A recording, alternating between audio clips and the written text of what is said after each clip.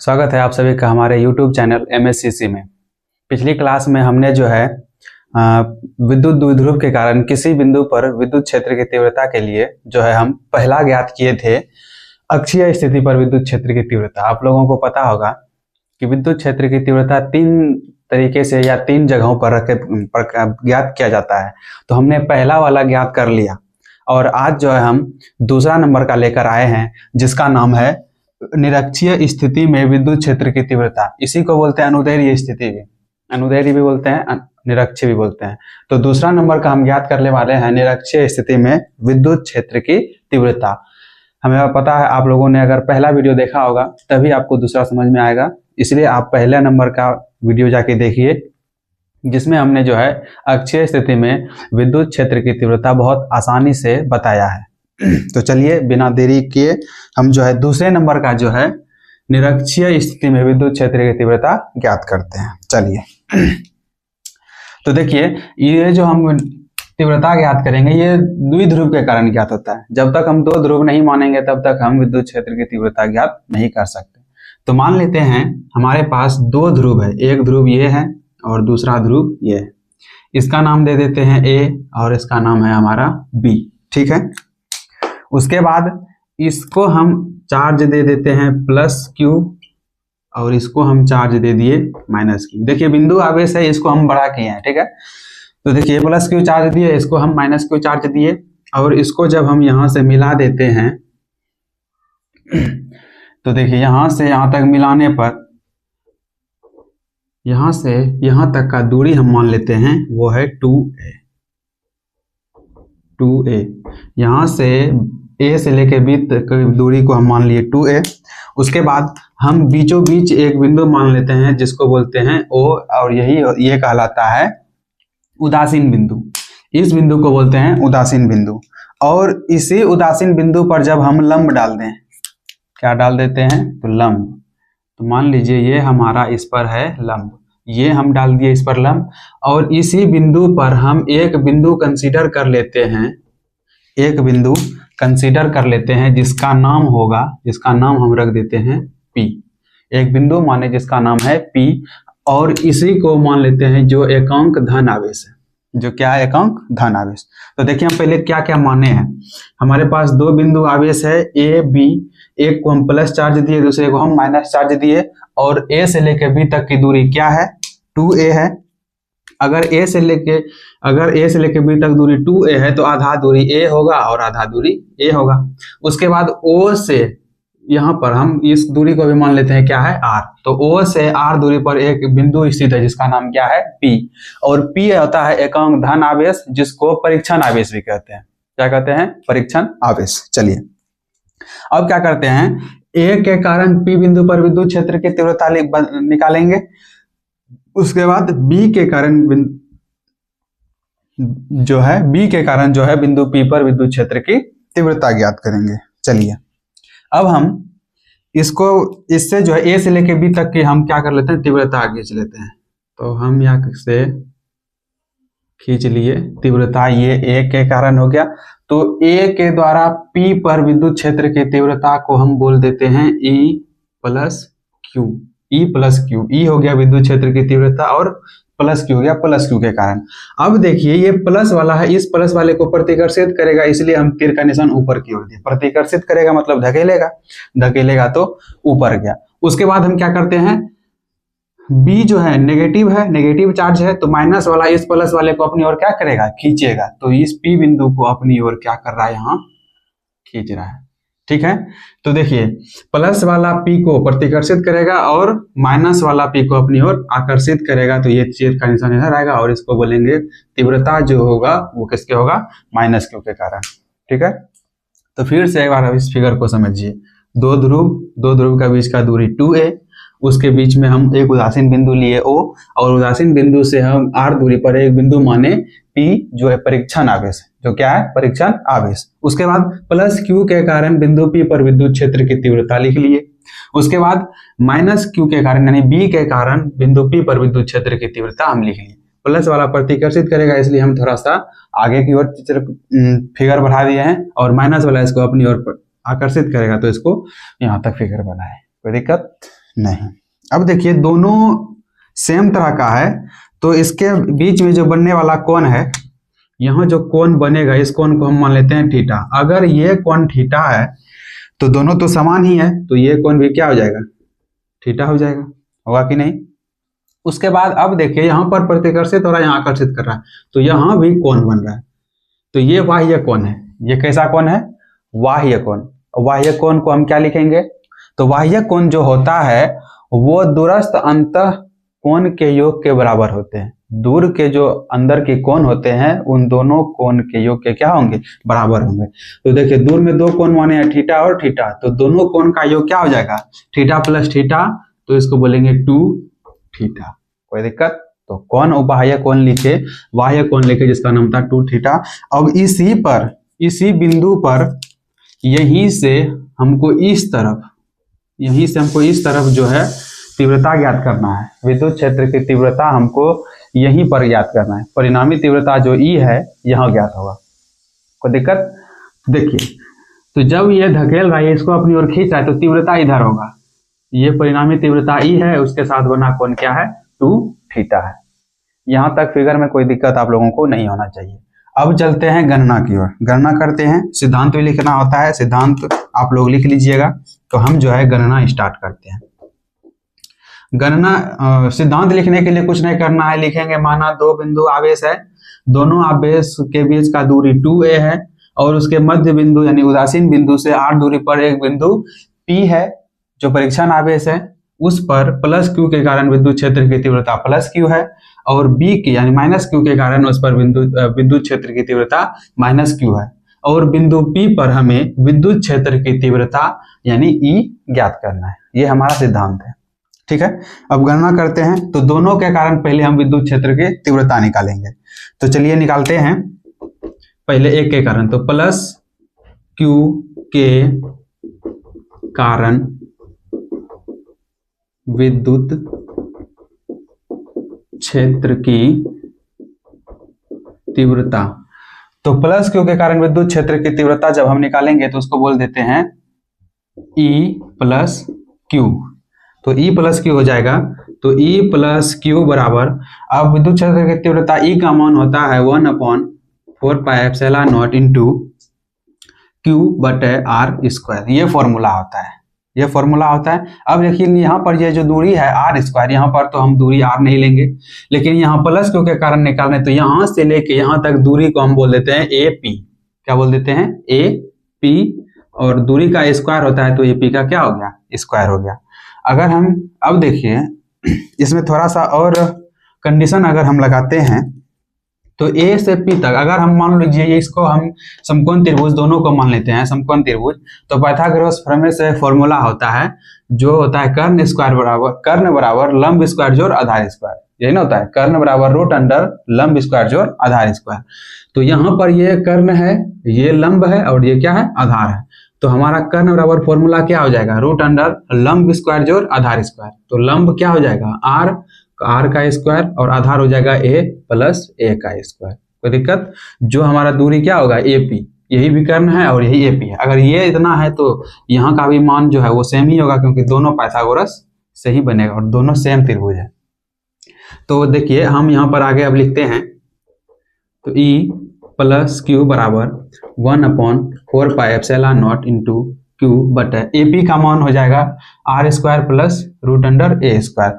ये ना होगा, यहाँ लिखने का मन है तो लिखिए, नहीं तो रहने दीजिए ऐसे ही, क्योंकि हम दोबारा भी दूसरा भी लिखेंगे तब उसका मान बराबर करेंगे। तो थोड़ा सा इसको मिटा के हम आगे बनाते हैं, ठीक है। चलिए हम दूसरा भी निकाल लेते हैं, माइनस Q के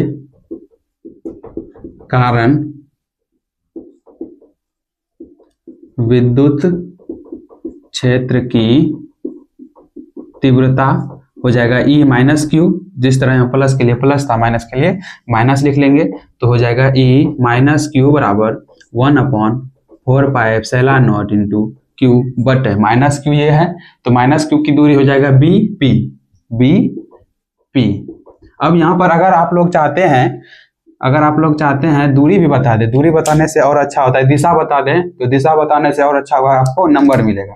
तो जैसे मान लीजिए यहाँ पर हम दिशा बता दें ए से पी, ए पी दिशा है लेकिन दिशा किधर है, ऊपर, तो ए से किधर, पी की ओर, तो हम यहाँ लिख सकते हैं ए से पी की ओर।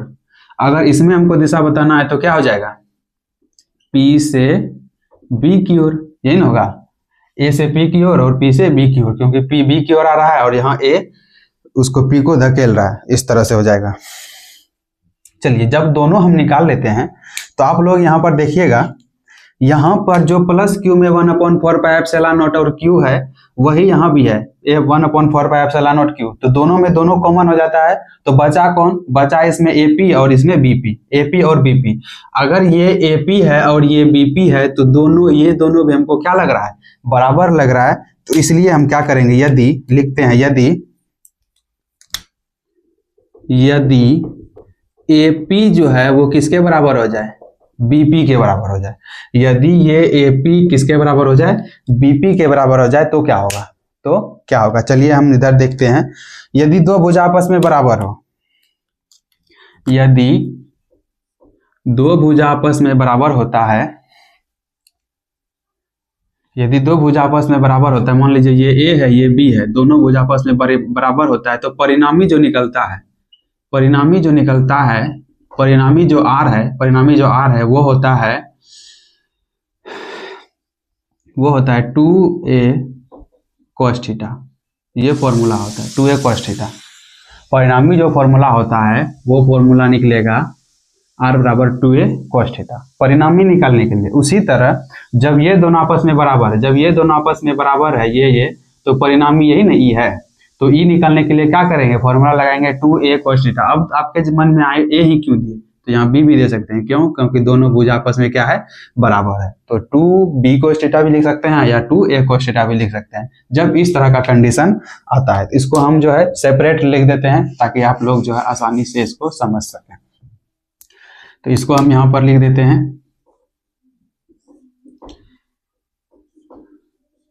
ये a है ये b है, जब a बराबर b होती है, जब a बराबर b होता है तो उसका फॉर्मूला होता है, उसका फॉर्मूला हो जाएगा, परिणामी निकलेगा 2a cos थीटा बटे 2 भी होता है, 2a cos थीटा बटे 2। अब देखिए, तो लिख लिया, यदि एपी बीपी के बराबर हो जाए तो परिणामी निकालेंगे। अब क्या निकालेंगे, परिणामी, तो इधर हम परिणामी निकाल लेते हैं जल्दी से। चलिए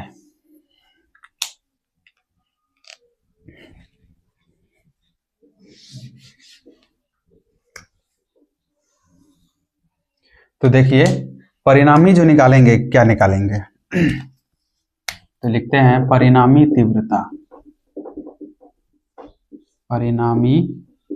तीव्रता अब निकालेंगे जिसका नाम है ई।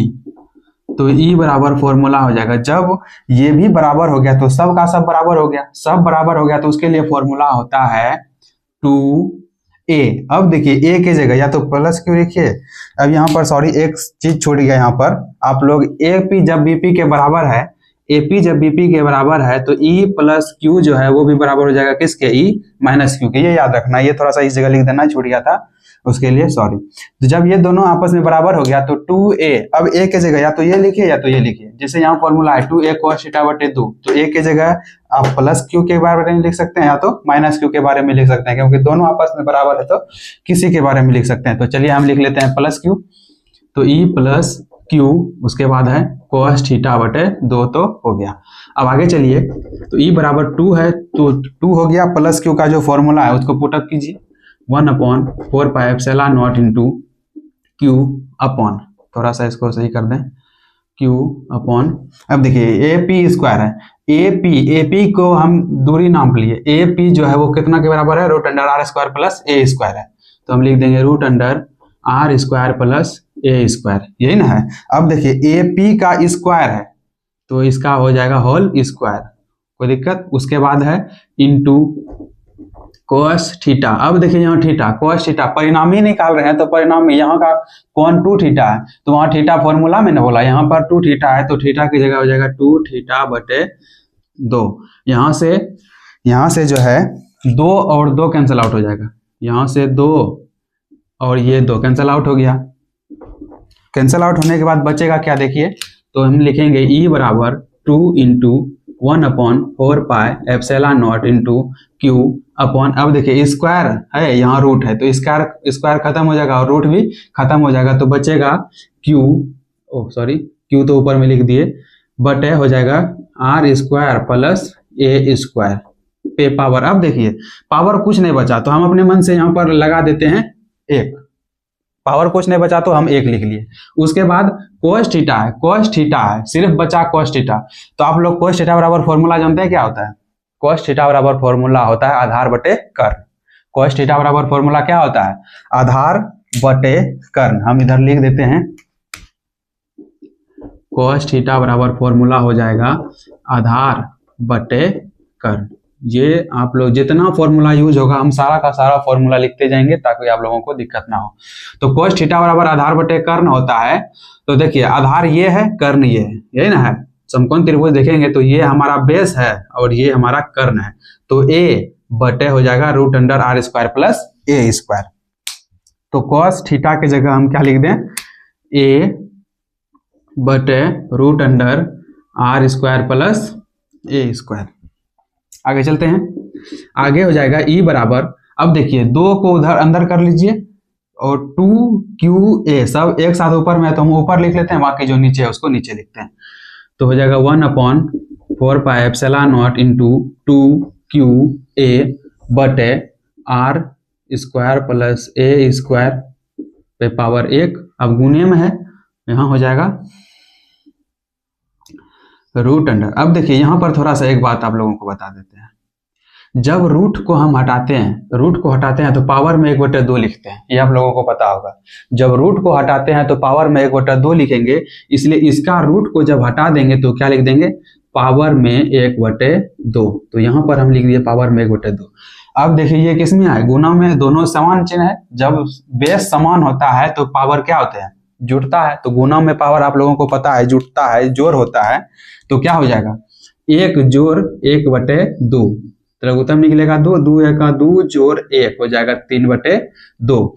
तो इसका पावर जुट के 3/2 हो जाएगा। इसलिए हमारा आखिरी फॉर्मूला जो निकलेगा वो क्या निकलेगा? तो लिखेंगे e बराबर 1/4πε0 इंटू 2qa जो होता है, 2qa जो होता है वो P होता है और P को बोलते हैं बल आघूर्ण। क्या बोलते हैं? बल आघूर्ण, ठीक है। बल आघूर्ण कहते हैं P को। तो 2qa हो गया P बटे हो जाएगा, अब देखिए 1 जोड़ 1, इसका 1 जोड़ 1/2 3/2, इसका हो गया। तो लिखेंगे R square plus A square पे पावर 3/2 हो गया। और यही हमारा क्या हो जाएगा? निरक्षीय स्थिति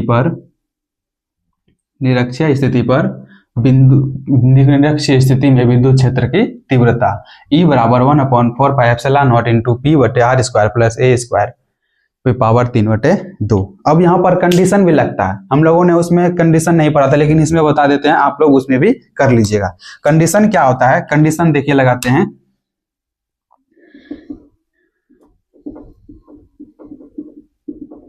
कंडीशन ध्यान दीजिएगा, बहुत आसान है। कंडीशन में क्या कहता है कि अगर मान लें 2a का मान r से बहुत छोटा हो जाए, 2a जो होता है वो बहुत छोटा हो जाए, किससे?